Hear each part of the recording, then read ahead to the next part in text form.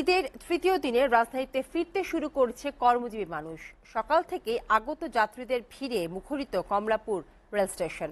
তবে ছুটি কাটাতে এখনো ফিরতে না পারা যাত্রীরা পড়েছেন নানান ভোগান্তিতে। টিকিট স্বল্পতার পাশাপাশি ট্রেনে সিট না পাওয়ার ভোগান্তি ছিল অনেকেই।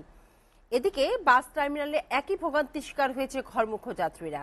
টিকিট না পাওয়ায় টার্মিনালে বসেই কাটাতে হচ্ছে ঘন্টার পর ঘন্টা। আরো জানাচ্ছেন রিফাত শিশির।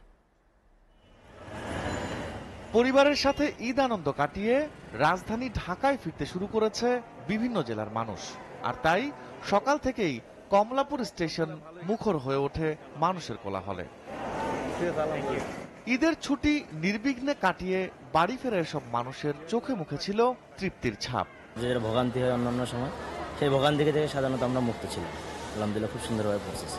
অনেক ভালো কাটছে, বাবা মা বন্ধু বান্ধব ঠিক আছে ফ্যামিলির সাথে কাটাইলাম। আমাদের আশেপাশে যারা ছিল বন্ধু বান্ধব ছিল সবার সঙ্গে খুব ভালোভাবে ঈদ করছে। তবে এখনো বাড়ি না ফেরা মানুষের ভোগান্তি ছিল চরমে।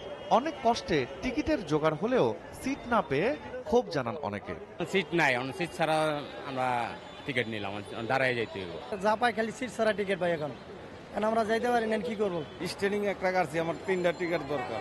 এদিকে মহাখালী বাস টার্মিনালে বাড়ি ফেরা মানুষের ভোগান্তির চিত্র ছিল একই রকম। টিকিট না পেয়ে ভোগান্তির কথা জানান অনেকে। 1 ঘন্টার উপরে বসে রয়েছি, বাচ্চা নিয়ে যতটি বাচ্চা নিয়ে বসে রয়েছি। 1 ঘন্টাকে বলছে গাড়ি বোনা নিতে আসে, আপনারা 52 নম্বর সিরিয়াল। তো আমি আশা করছি 1 ঘন্টার মধ্যে আসবে। এখন তো এই জিজ্ঞাসা করলাম, কয় না আমাদের গাড়ির কোনো টাইম নাই, টিকিট নাই, গাড়ি নাই, গাড়ি আসলে তুমি কখন আসে না আসে বলা যায় না। সবচেয়ে বেশি ভোগান্তিতে থাকা ঢাকা ময়মনসিংহ রোডের এনা পরিবহনের ম্যানেজার জানান, যাত্রীর চাপ বেশি হওয়াতেই এমন পরিস্থিতি। আমাদের 8 গাড়ি টিকিট দেওয়া, তার মধ্যে 1-2টা গাড়ি ঢুকছে আর 6টা গাড়ি টিকিট দেওয়া আছে। আমরা আর 2-1টা গাড়ি আসলেই আমরা আবার টিকিট শুরু করব। রিফাত শিশির, এসএ টিভি, ঢাকা।